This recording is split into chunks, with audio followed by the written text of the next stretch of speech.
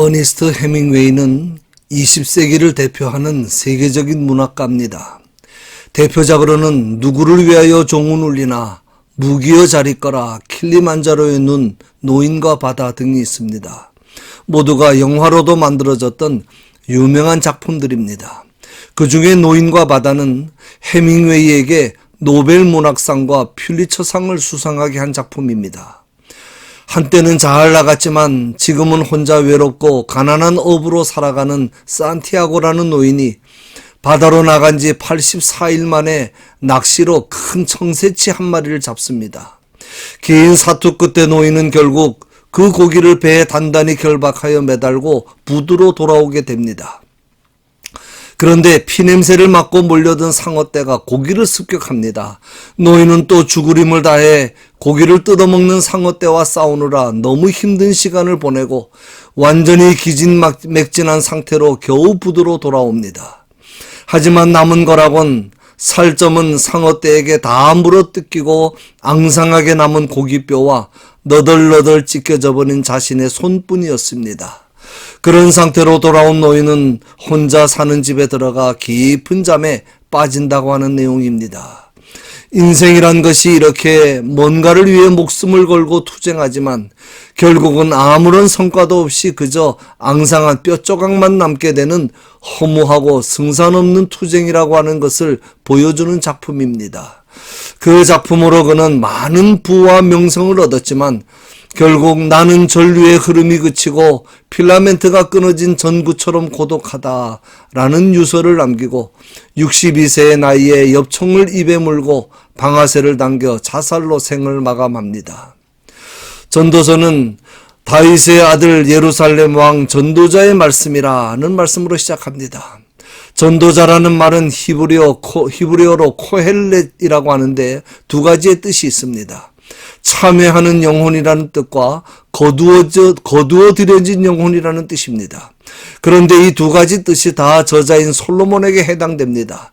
솔로몬이 자신의 죄를 하나님 앞에 진심으로 참회할 때 하나님께서 자신을 용서하시고 다시 거두어 주신 것을 감사하면서 자신을 코헬렛 전도자라고 칭하는 것입니다. 우리도 마찬가지입니다. 우리 역시 날마다 참회하는 영혼이 되어야 합니다. 무슨 죄를 지었느냐가 중요한 것이 아닙니다. 참회하고 돌아오느냐, 참회하지 못하고 가던 길을 그냥 계속 가느냐가 중요합니다. 참회하고 돌아오면 사는 것이고 그렇지 못하면 영원히 망하는 것입니다. 솔로몬은 먼저 인생의 허무함을 말합니다. 전도자가 이르되 헛되고 헛되며 헛되고 헛되니 모든 것이 헛되도다. 해 아래에서 수고하는 모든 수고가 사람에게 무엇이 유익한가. 그렇다고 해서 인생을 염세적이고 비관적으로 살라는 말씀이 아닙니다.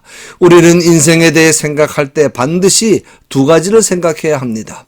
첫째는 모든 것이 헛되다고 하는 것입니다. 헛되다는 말을 5번 반복합니다. 마지막에는 모든 것이 헛되다고 말합니다. 이것은 아주 강한 표현입니다. 우리가 인생을 살아가면서 만지고 누리는 모든 것들, 우리에게 기쁨을 주고 쾌락과 만족과 즐거움을 주었던 모든 것들, 세상 사람들로부터 받았던 모든 칭찬과 명성들, 우리의 육신과 관계된 그 모든 것들이 다 아무 가치도 없는 헛된 것이라는 말씀입니다. 따라서 이런 인생 재반사와 관련해서 생각할 때 인간 존재 자체도 헛된 것이며 이 생 뒤에 또 다른 생이 없다면 인간이나 동물이나 다를 바가 무엇이 있겠느냐는 말씀입니다. 둘째는 세상의 모든 수고는 유익이 없다는 것입니다. 수고라는 말은 염려와 애씀을 가리킵니다. 원래 수고는 범죄한 인생에게 내려진 하나님의 형벌이었습니다. 그러므로 수고는 우리의 생활 또는 생계를 위한 것이지 수고에서 얻을 수 있는 가치 있는 유익은 없다는 것입니다. 이어서 인생이 왜 헛되고 유익이 없는지 그 이유를 말씀합니다. 첫째로 인간은 유한한 존재이기 때문입니다. 한 세대는 가고 한 세대는 오되 땅은 영원히 있도다. 시간과 공간을 대비해서 말씀합니다. 시간적으로 한 세대는 가고 한 세대는 오는 식으로 끝없이 계속 흘러가나 공간적인 땅은 변함없이 그대로 있습니다.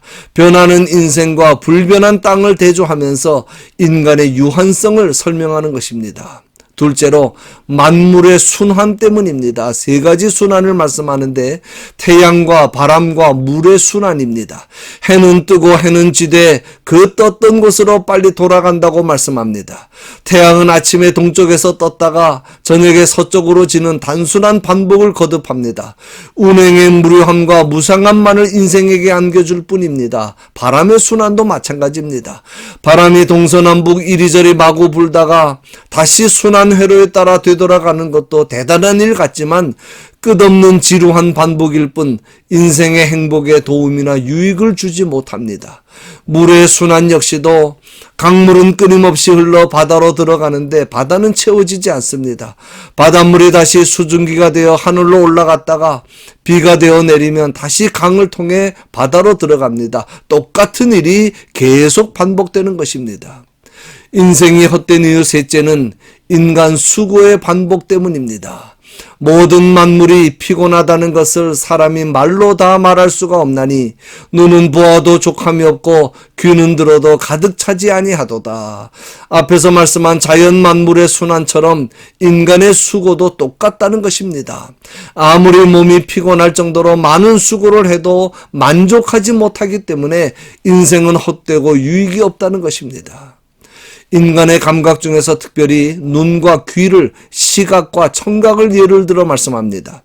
눈으로 아무리 좋은 것을 보아도 그 기쁨과 만족이 오래가지 못하고 곧 실증을 느낍니다. 귀도 처음에는 아무리 좋은 소리를 듣고 아름다운 음악을 들어도 얼마 지나지 않아 곧 실증을 느끼고 또 다른 것을 원합니다. 이러한 새로운 것에 대한 호기심은 결코 인간을 만족시킬 수 없다는 말씀입니다. 세상의 모든 일은 끝없이 반복하면서 지나가기 때문에 과거의 사건이 미래에 다시 일어나는 것입니다. 과거를 기억하지 못하기 때문에 새롭게 보여지는 것이지 결코 새로운 일이 일어나는 것이 아닙니다. 간혹 우리가 새 것이라고 말하는 것도 예를 들면 새로운 발명품 같은 것들도 오래전에 있었던 것인데 그동안 사람들이 찾아내지 못했을 뿐 전혀 없었던 것이 새로 생긴 것이 아닙니다. 이와 같이 만사는 반복될 뿐 아니라 잊어버린 바가 되니 허무한 것입니다. 현 세대인들은 과거 세대를 이미 잊어버렸고 장래 세대 사람들 역시 현 세대의 일을 잊어버릴 것입니다. 그러므로 세상 일들은 허무하고 유익이 없다는 말씀입니다. 다음은 마지막으로 솔로몬 자신의 지식과 경험으로 헛된 인생과 유익이 없는 인생을 증명하는 말씀입니다. 솔로몬은 자신이 이스라엘의 왕으로 부귀와 권력과 지혜를 총동원하여 인생에 대해 연구해 보았다고 말합니다. 솔로몬이 그렇게 철학과 수학, 농업과 상업, 정치와 법률과 국가 등 모든 학문을 통틀어서 연구할 수 있는 좋은 여건과 환경에서 세밀하게 심혈을 기울여 연구해보고 내린 결론은 인생은 괴로운 것이고 그 괴로움은 하나님께서 인생들에게 형벌로 주신 것이라는 것입니다. 그러므로 인생은 첫째로 무의미하다는 것입니다. 내가 해 아래에서 행하는 모든 일을 보았노라. 보라 모두 다 헛되어 바람을 잡으려는 것이로다. 손으로 바람을 잡으려는 것이로다 라는 말은 원문대로 번역하면 영혼을 괴롭게 하는 것이로다가 됩니다. 영혼이라는 말의 히브리어의 뜻 중에 바람이라는 뜻도 있습니다. 그래서 우리말 성경에서는 손으로 바람을 잡으려는 것이라고 의역을 한 것입니다.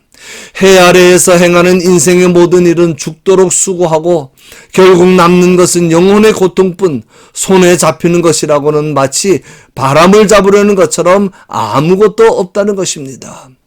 둘째로 인생은 무능하다는 것입니다. 구부러진 것도 곧게 할 수 없고 모자란 것도 셀 수 없도다. 솔로몬이 자신이 가진 지혜와 지식을 총동원하여 세상의 불완전하고 부조리한 일들과 풀기 어려운 문제들을 좀 풀어보려고 심혈을 기울여 노력해 보았지만 결국 자신의 무력함과 무능만을 깨닫게 되었다는 것입니다. 솔로몬은 자기의 지혜와 권세로라면 자기의 왕국을 완벽하게 개혁할 수 있고 굽은 것, 즉 불완전하고 불의한 것이라고 판단되는 것들을 바로잡을 수 있을 것이라고 생각했습니다. 그래서 나라의 발전과 백성들의 편의를 위해서 불완전하고 불의한 것들도 바로잡고 복잡하고 어려운 문제들도 좀 풀어주고자 했지만 결국은 아무것도 할 수가 없었다는 말입니다. 셋째는 인간의 지혜나 지식도 부질없는 것이라고 말씀합니다. 솔로몬이 가진 지혜와 지식은 전무후무한 지혜와 지식이었습니다. 그의 지위는 세상의 그 어떤 왕들보다 뛰어난 큰 지위였고 그로 인하여 솔로몬은 세상 모든 왕이나 지혜자들로부터 큰 칭송과 존경을 받았습니다. 솔로몬은 그것만으로는 인생을 깨닫는데 부족하다고 생각해서 심지어는 미친 것들과 미련한 것들까지 알고자 노력을 했다고 말합니다. 그러나 그 노력도 다 허사였습니다. 결국 솔로몬은 자신의 그 모든 노력은 바람을 잡으려는 것 같이 무의미하고 무익한 일이었다는 것을 깨달은 것입니다. 어둡고 침울한 그의 마음을 밝게 해주기보다는 정신적인 고통만 더해주는 일이었습니다. 인간사에 대해 알면 알수록 모순점을 발견하게 되어 더 근심하게 되고 자신에 대해 알면 알수록 자신의 부족함과 죄를 깨닫고 더 고민하게 되었다는 말입니다. 지혜가 많으면 번뇌도 많으니 지식을 더하는 자는 근심을 더한다고 결론을 내립니다.